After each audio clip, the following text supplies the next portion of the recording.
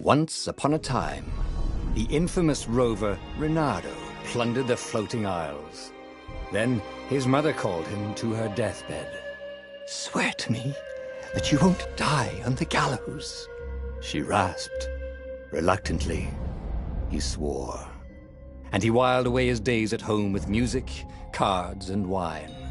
But the Emperor had changed. He'd been good once, a shy, almost humble toad. He'd built universities. Then people started whispering about mass graves in the woods, midnight rituals, victims screaming. The Imperial Ravens would round up entire villages, and no one ever returned. The Ravens had come to Ubar scouting for ancient books said to be of great power. But the librarians had hidden the books, so they'd burnt the librarians. The citizens, outraged, had driven them off. The Ravens had come back with dropships. The kid had fled with one of those books. He was brave and dumb and wanted to join the rebellion. And Reynardo had promised his mother he'd protect him.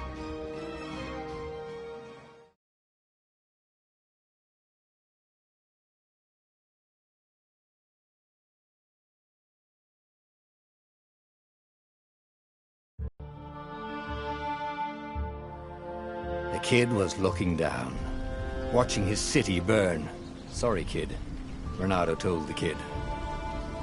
"Look, if we give them the book, they'll leave you alone." "My mother died for this book!" "I promised her I'd protect you." "Oh, damn it." The kid had run off.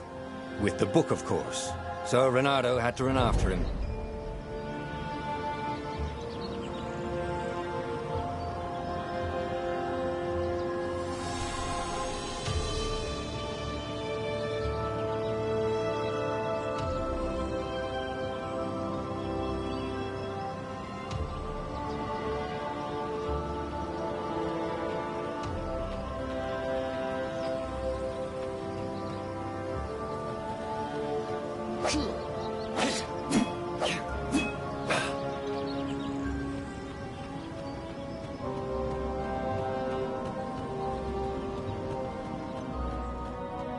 The two Ravens were staring at the kid like he was their dinner, which probably was what was in their tiny brains.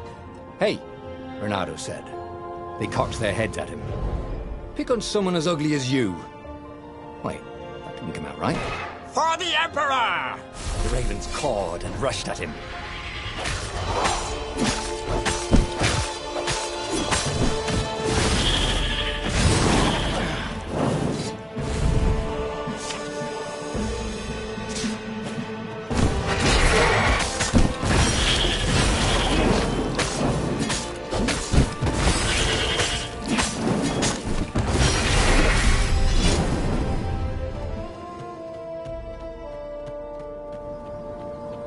A dropship flew overhead.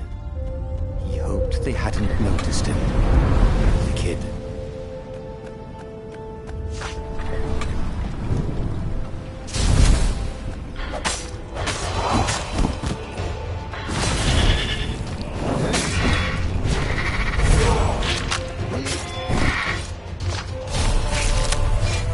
Oh, right.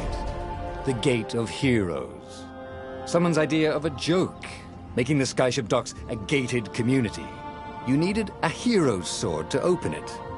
And the kid was on the other side of the gate. Who let you through? Promise me you'll take the book to the rebels, or I'm gonna steal your ship. I'm not taking the damn book anywhere, and neither are you. Try and stop me, laughed the kid. I bet you don't even have a hero's sword. And with that, the kid hopped away. Had to hand it to the kid. He was an idiot, but he had guts. Where was Reynardo going to get a hero sword? Ore and wind essence? Perfect.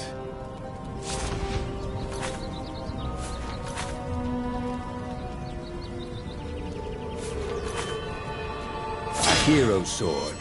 QED.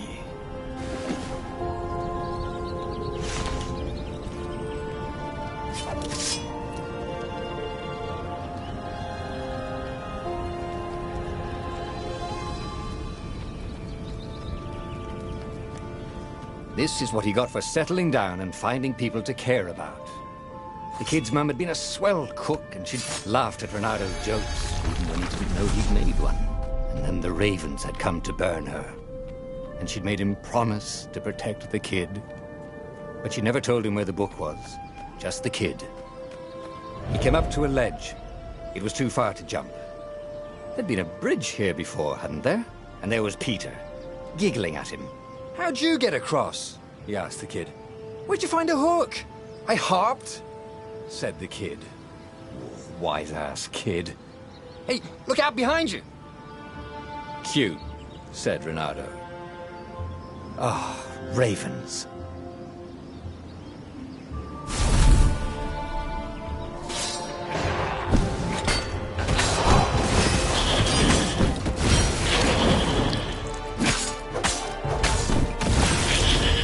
It was time to talk some sense into the kid. Just hook his way across the ledge and chase the kid down. Thing was, he hadn't used his hook since he'd retired. Damn it. Maybe if he meditated at that altar there, he'd remember his old skills.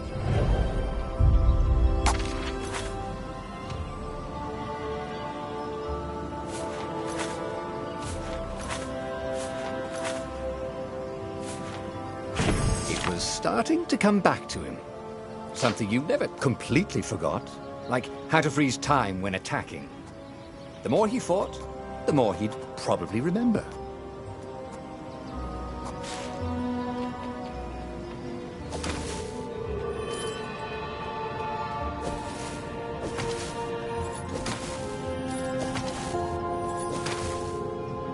And there was the Farfarer. She was the fastest ship he'd ever known. She could do the Kestra run in 12 furlongs. Well, so the salesman had told him. And something told him the kid was about to walk into an ambush. "Stop!" he shouted. "I'm not giving you the book!" shouted the kid, and took off. "No! Peter!" But the kid ran for it, and a goggler nailed him with its ivy.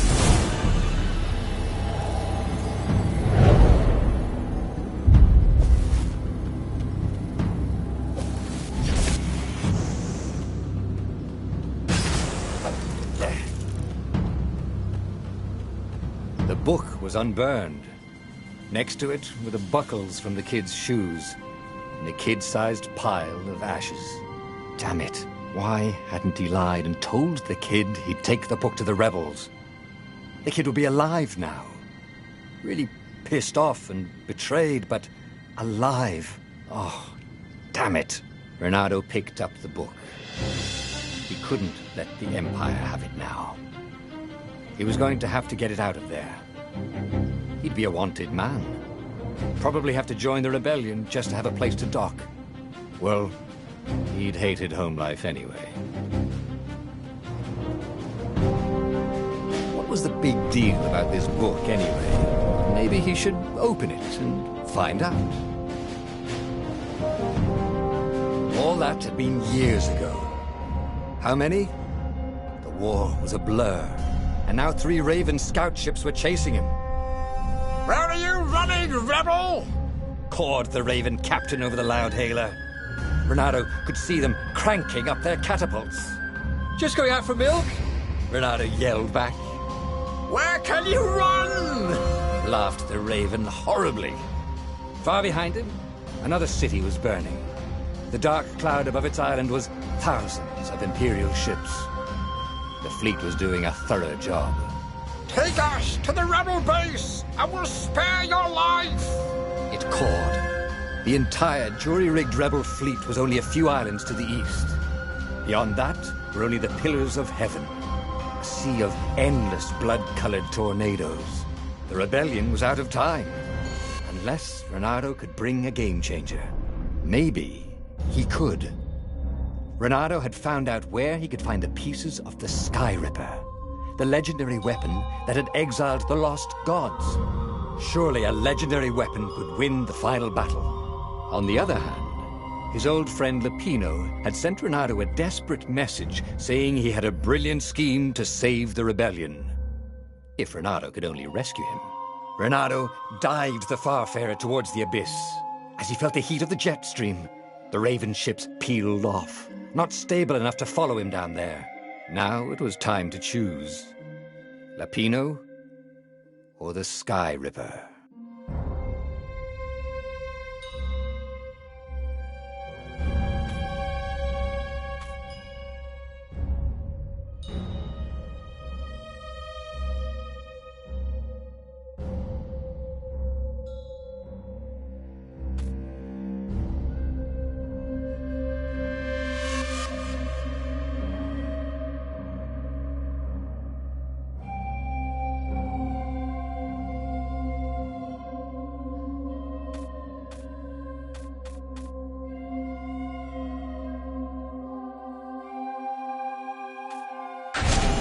Every child knew about the Sky Ripper. The Transcendent Emperor had buried its pieces. What could have brought them to light? This Emperor, Isengrim III, had once been kind, but he'd gone mad.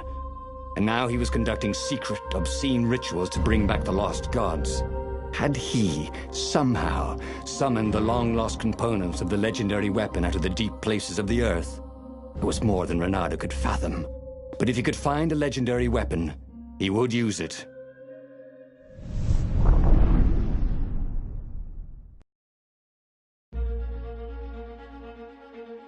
As he set foot on the island, Reynardo could not help but feel a tinge of guilt.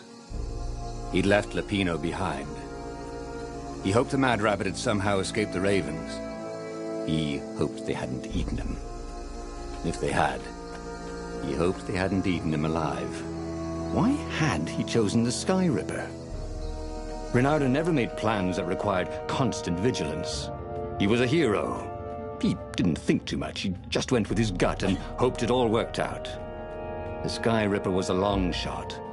He'd have to devote himself to it. No side journeys, no rescuing old friends. That was against his nature. Could he stick with it?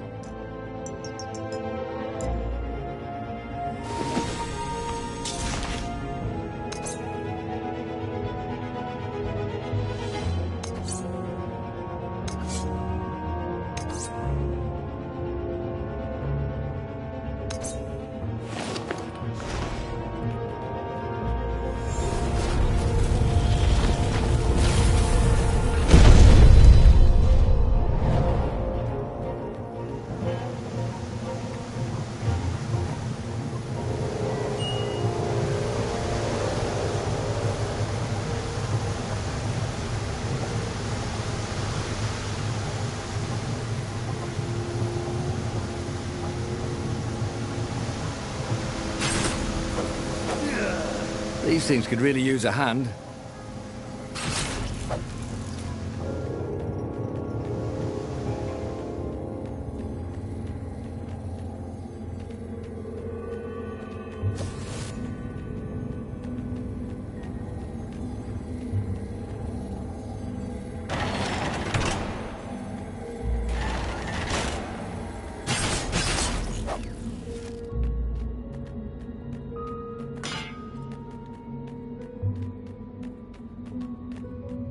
The people who had built this castle, did they even know what monstrous weapon lay hidden within their walls? The Sky Ripper could destroy anything it touched, or so the legend said. As the Transcendent Emperor had fought the lost gods, thousands of thousands had died. But Reynardo had been through wars. The only merciful war was a short one.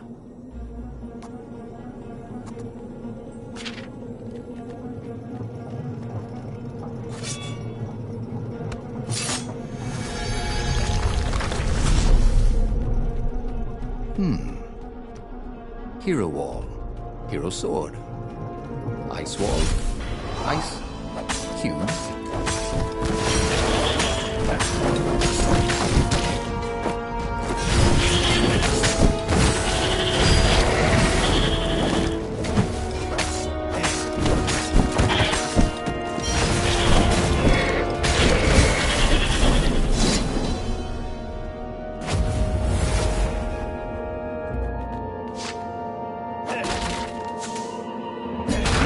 blood was up.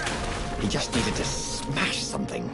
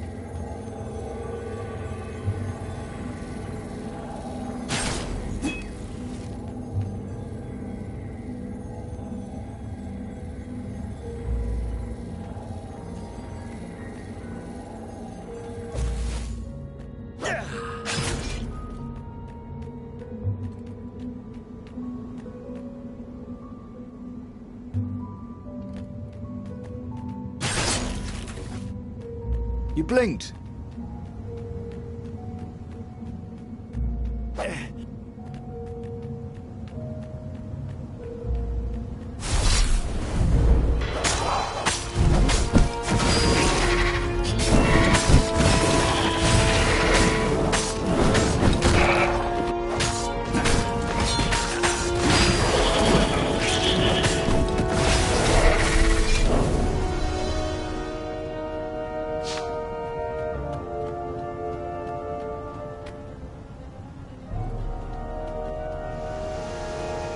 Ah, a puzzle. Renato loved puzzles. Except when he couldn't figure them out. On the other hand, if there was a puzzle, it was probably meant to keep people away from something good.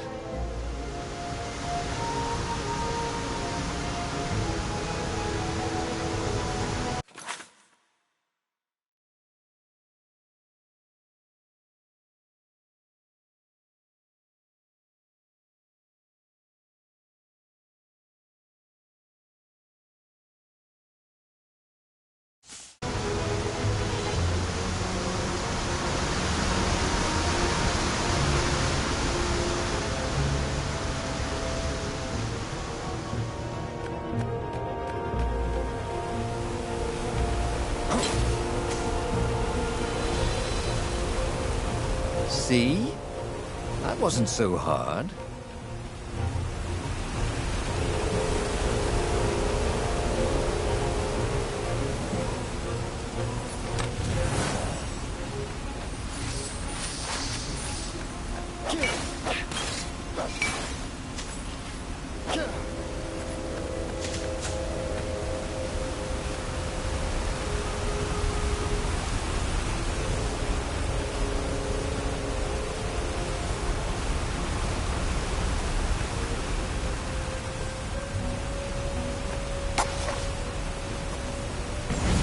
Starting to come back to him.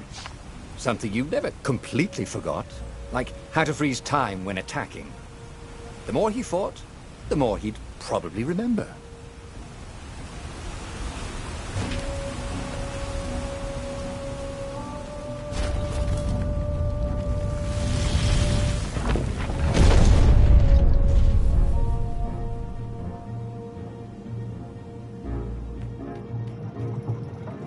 There it was. Skyripper's armature. The stuff that dreams are made of. Engineers' dreams, anyway. The device was intricate.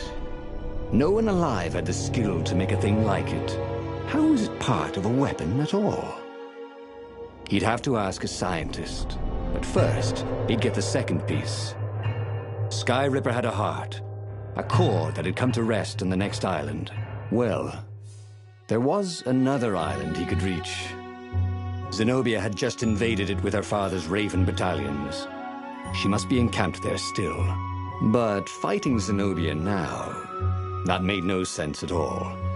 He'd already sacrificed one friend to get this armature, was it? He didn't need to hurry to face her. She would find him.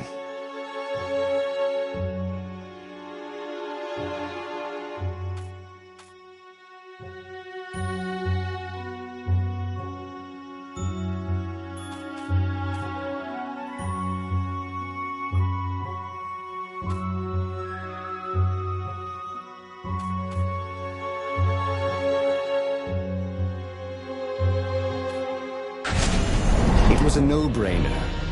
He'd sacrificed his old friend Lapino to get the armature. And the armature was useless by itself, only a series of coils and wheels. War demanded sacrifices, and he would make more before the end.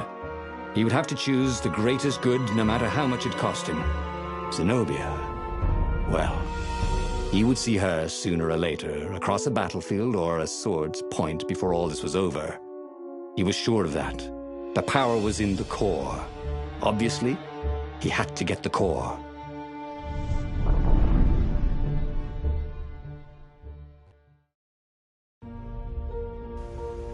He looked up at the old trees around him.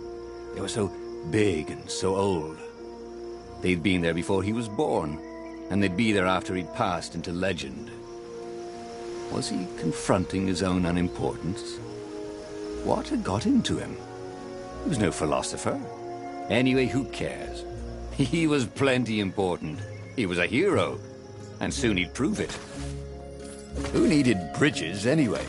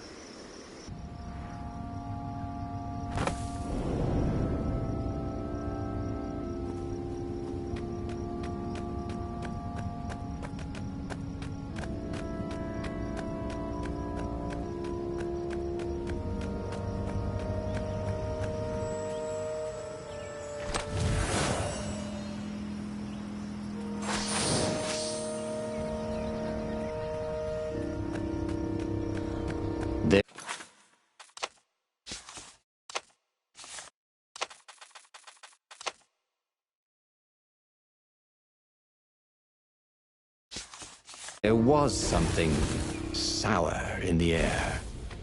Like the earth had ruptured over something that had been fermenting for a very long time.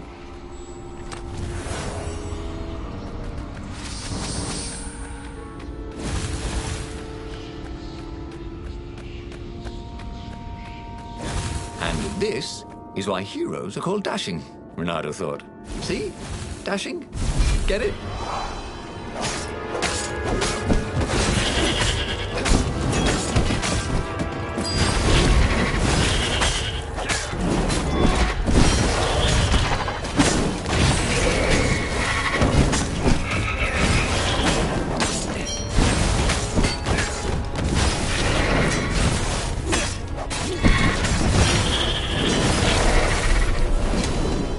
Reynardo was remembering all his own. There were fewer and fewer trees. There were only these huge crystalline growths. Had those been here before? He no longer heard birds except for the feverish cawing of the ravens when they attacked. He couldn't smell the small animals of the forest. The mice and rabbits. Where had they gone? And he was getting hungry too. This was an unhealthy place to be.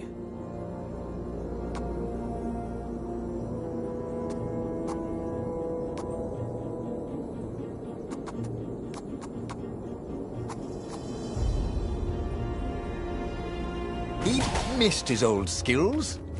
He welcomed them back like he was at a reunion.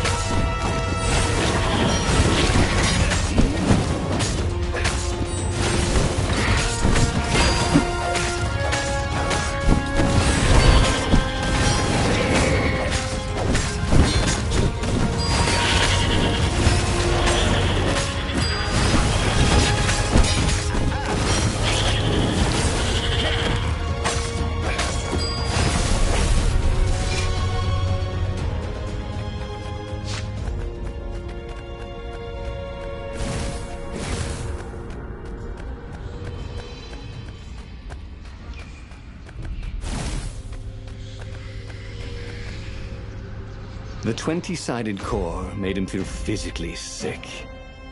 Once he had sneaked into a temple of the dark art, and he hadn't liked what he smelt and saw there. This felt like that. As quick as he could, he wrangled the icosahedron into the armature. The wheels began to spin, then glow. The sick feeling quickly spun away. Now he only felt sad. He had lost good friends for this war apparatus. He carried his prize back to the Farfarer. Now, he had to make his next move. There was a key Imperial outpost on the Nexus. If this really was some sort of super weapon, he could use it to wreak havoc on the enemy. And if it wasn't, well, better to know that before the final battle. But maybe he should show it to some scientists first. There was an observatory on the Nexus. Maybe he should go there before he fired it.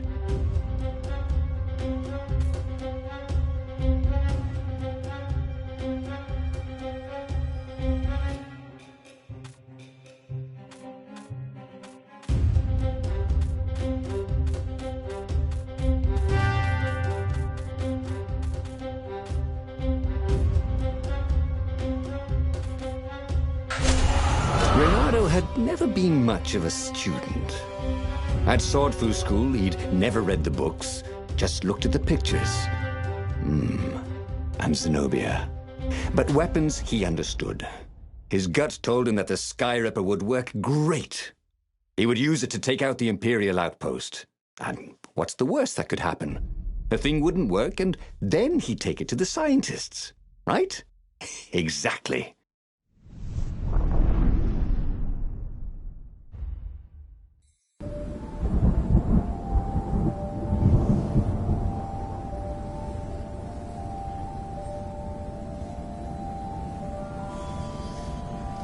As he set out down the path, Reynardo wondered why the parts of the Skyripper had only surfaced now, thousands of years after the Transcendent Emperor had discarded it.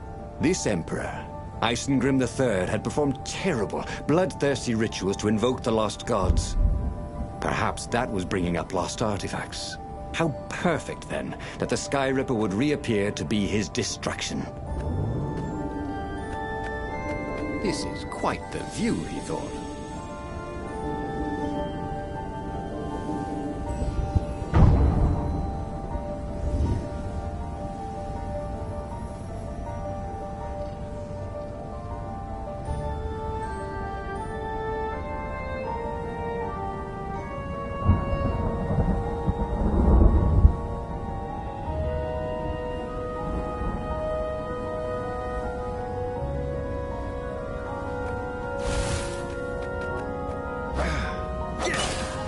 Reynardo, smash!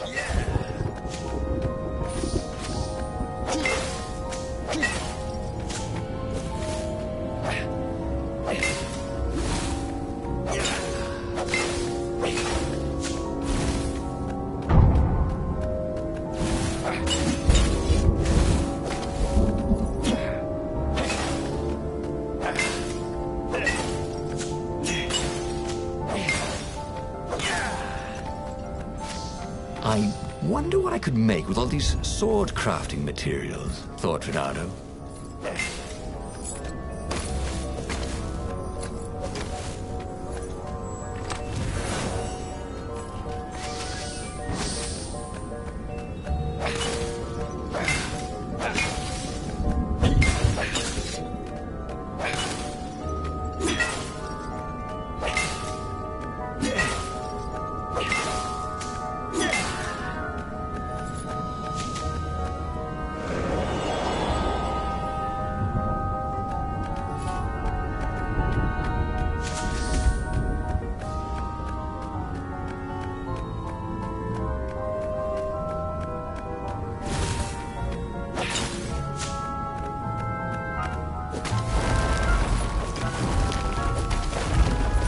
felt like Tarzan.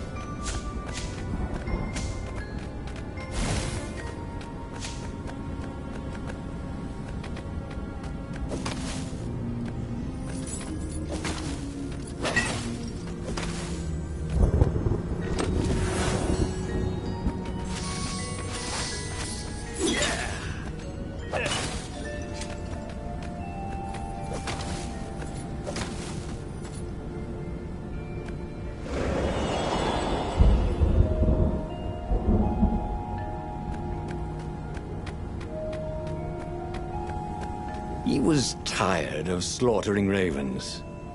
Maybe it was time to test out the new weapon. He turned a knob on the Sky Ripper. It made strange mechanical noises. The wheels spun faster. It began to hum. The Sky Ripper was following his every step. At least it acknowledged him as the master. But there was no trigger.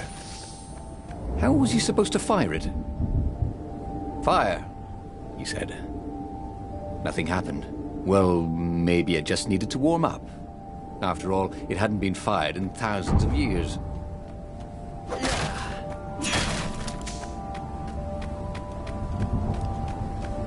A crafting bench. Renato wondered what he could make with it.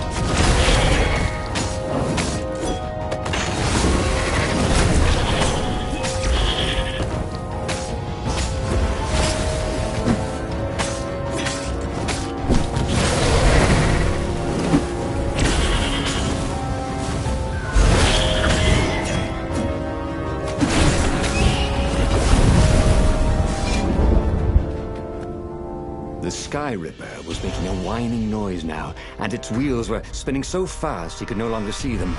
Renato had a thought. "Please?" he asked. The Sky Ripper began to glow. Boom! The outpost burst into flame. Ravens flapped out screaming, wings on fire. The base was his. The fast speaker toad came hopping out. "Renato!" It croaked, sounding like a toad version of Zenobia. "Don't use the Sky Ripper. It will destroy the world." "Yeah, sure it will," cracked Renato. "Pull the other one." "If you don't trust me, go see Calaveras." That sounded sensible. Why did she always have to sound sensible all the time? Oh, it was infuriating. Of course she would say that. He was supposed to hurry and bring the Sky Ripper to the council so the rebels could actually win the war. But what if she was right? Damn it.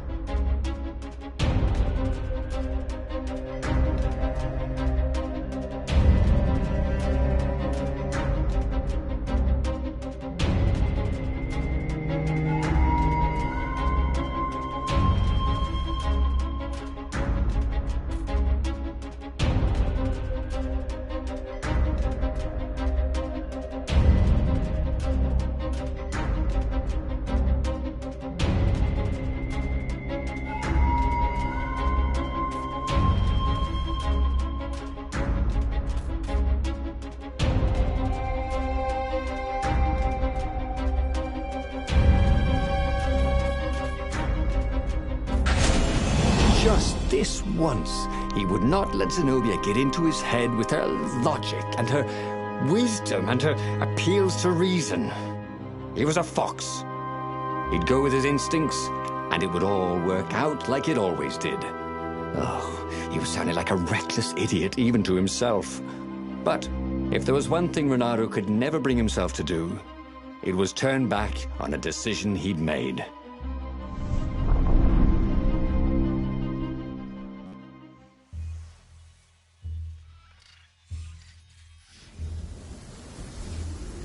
Imperials were flapping and cawing all around the ruins.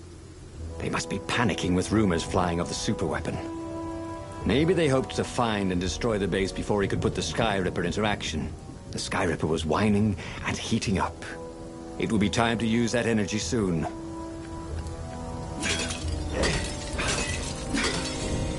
If they didn't want their things broken, they really ought to make them stronger.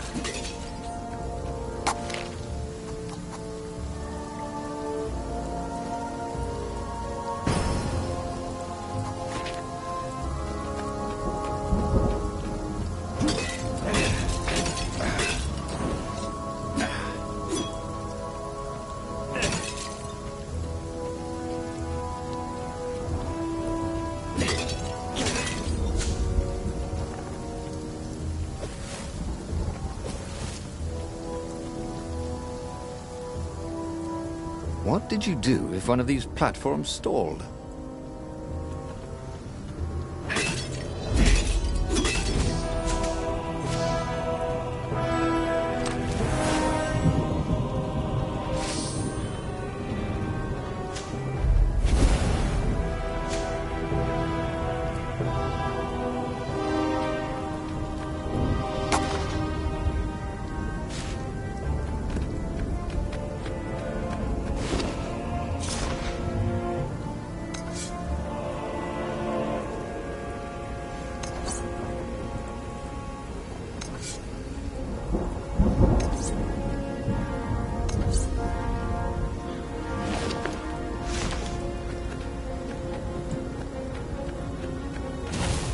Can't we just agree to disagree? Said Renato. No?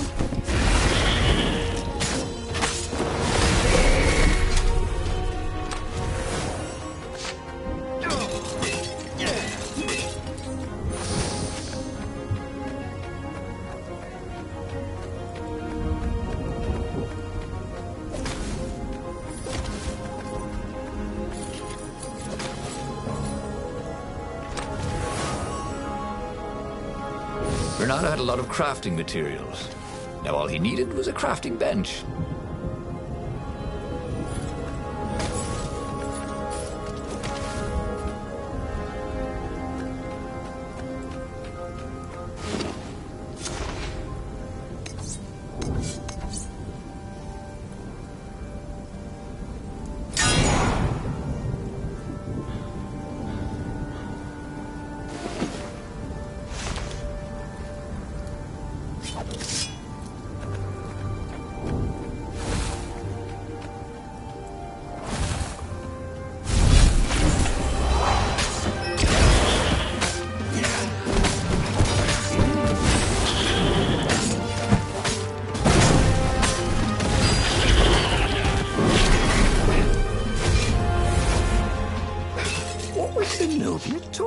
This was a fantastic weapon. Ravens burst into flames with just a touch of its killer beam. He was tempted to leave it on all the time, but he didn't want to accidentally slice off some council toad's head or tongue. She'd been trying to distract him. Well, this time, no one was going to distract him.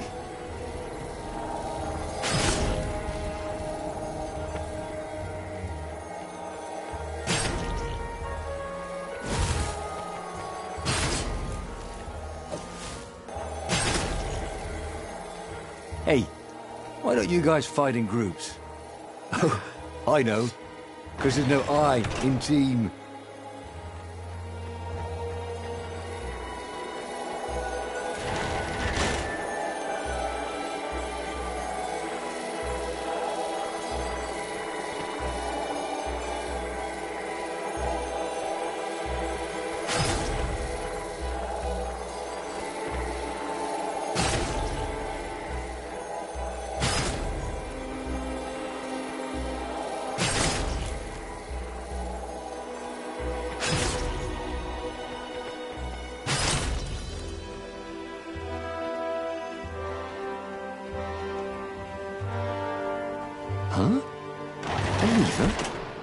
That was new.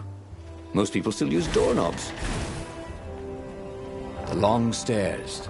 The hell is this? So he was close to the rebel base. Nothing was on fire. So far, so good.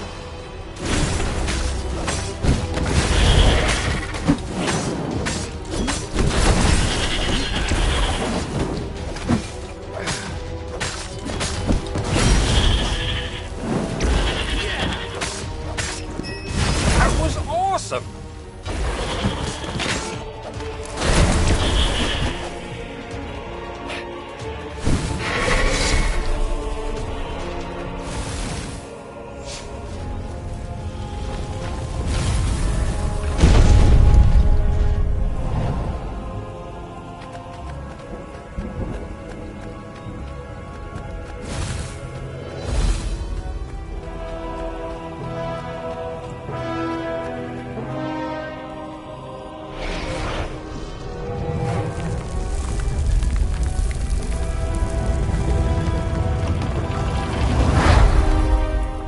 As he headed towards the council chamber, Renato felt everyone watching him.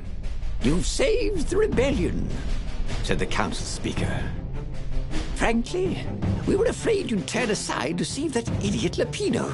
If you never make sacrifices, he said, you're probably not doing the right thing. The speaker nodded. Are you ready to lead the charge?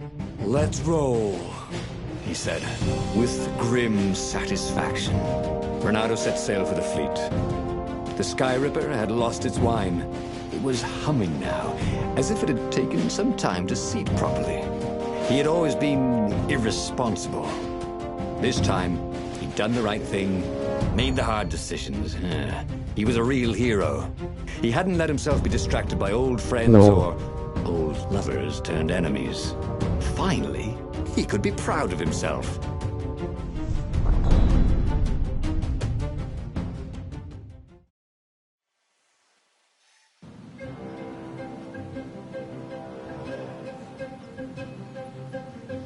He was ready. So was Sky Ripper. The Sky Ripper had a will of its own. It picked out its own targets and set them on fire. This was going to be a short battle. He would set the ships on fire if he didn't need them to get to the Emperor. And he wondered if he'd see Zenobia, or if she'd flee. Wouldn't she be proud of him? At least, a bit of respect. He'd become an all-conquering hero. If I craft a sword now, it's going to be really short.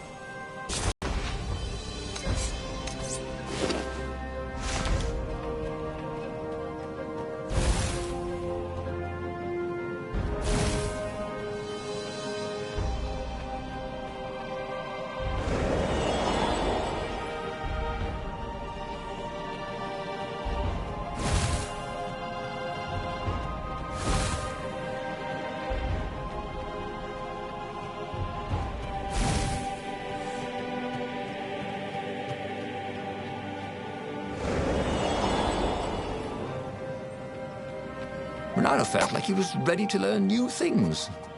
Thank goodness.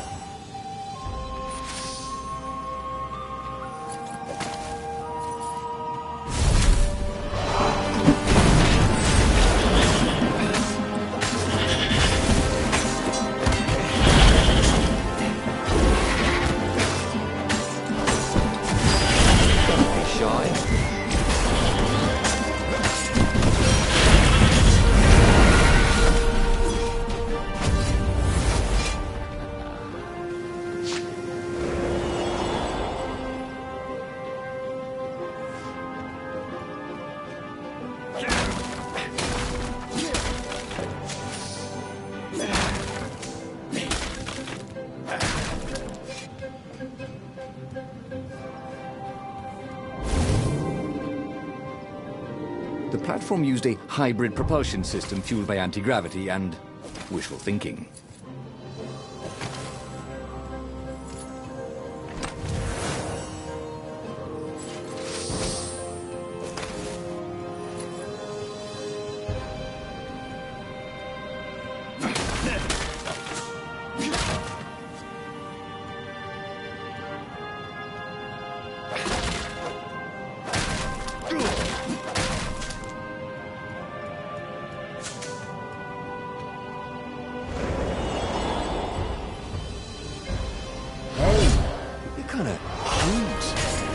Not really.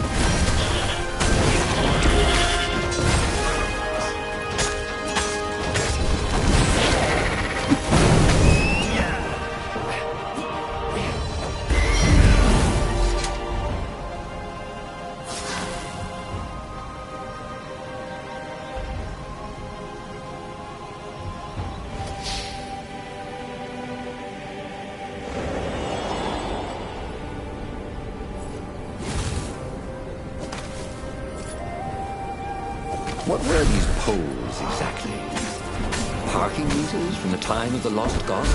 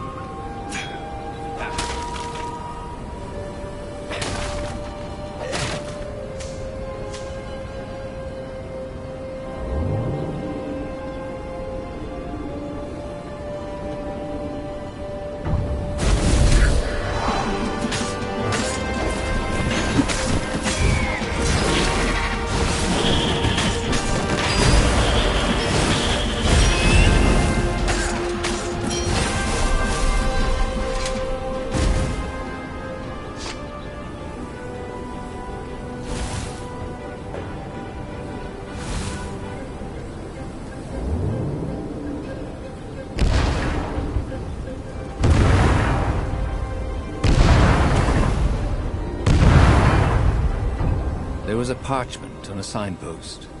It was from her. Every time you fire, you risk the destruction of the universe. That's insane. We surrender. A trick? Maybe she really believed it. He could hear horns blaring the retreat. Maybe it was true. Maybe they had one.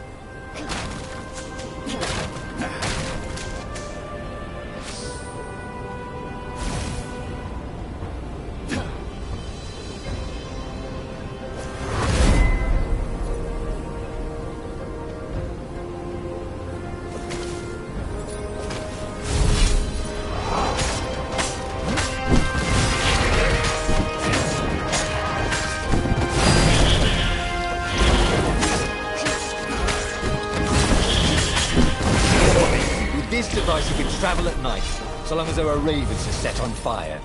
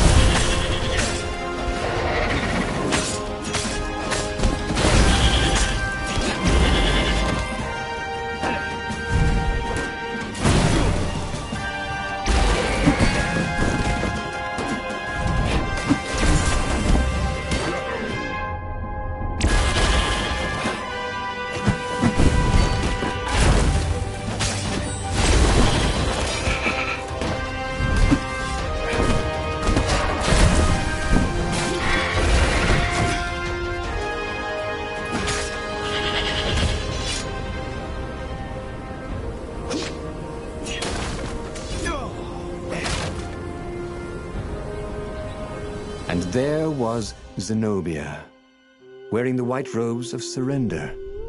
She came and kneeled before him. Why didn't you listen to me? I was trying to save you too. You're the enemy, he said. I was never your enemy, Reynardo. Then she spoke a terrible word and made a gesture with her hand. She stopped moving, covered in frost, and he wondered why she'd frozen herself. Then the Sky Ripper froze, and then, for a moment, he felt very cold and discovered that he couldn't move. The next thing he knew, the sun was a giant, monstrously red. It took up half the sky, and he was in a parched red desert. And then he was on fire. Okay, that was weird. He could have sworn he just died. Instead, he was on the Farfarer, sailing away from Ubar. And it was still burning. He'd fled burning Ubar years ago, hadn't he? And now he was back there. Had all those years fighting the Empire been nothing but a vision into the future? A useful vision if it was true. He'd learned something. Zenobia still had feelings for him.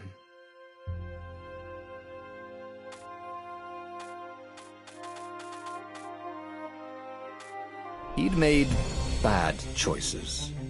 But now, when the real battle came, he wouldn't make those choices.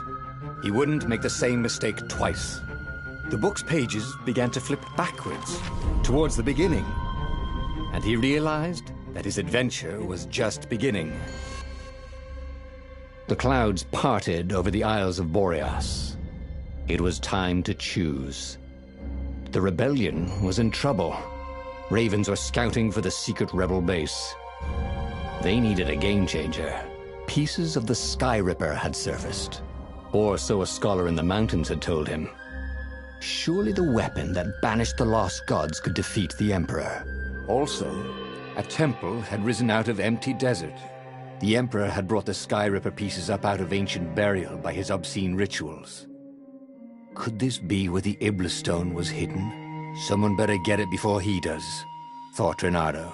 On the other hand, his old friend Lupino needed rescuing. Lupino was no game changer, but could Reynardo really leave an old friend to the Ravens?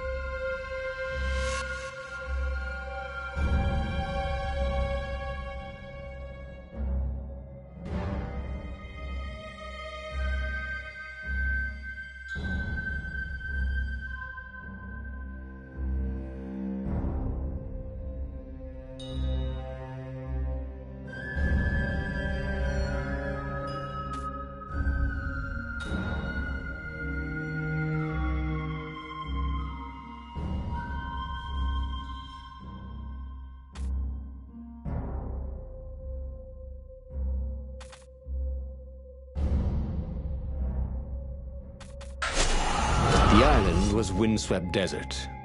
No one went there except ostriches and ostrich hunters. The Iblis stone. It sounded ominous. It sounded powerful. If the Emperor was searching for it, it must be dangerous.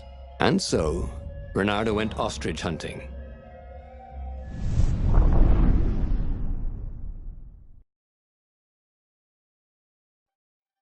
Every child could sing verses about the Sky Ripper, but ancient codices held hints of other things. A stone that ate souls, a ruby that drank blood, a jewel only a righteous man could give away. Were all these things the Iblis stone? long hidden in a buried temple. Another ancient item that was only resurfacing now. Drawn up from the deeps by the Emperor's horrific rituals,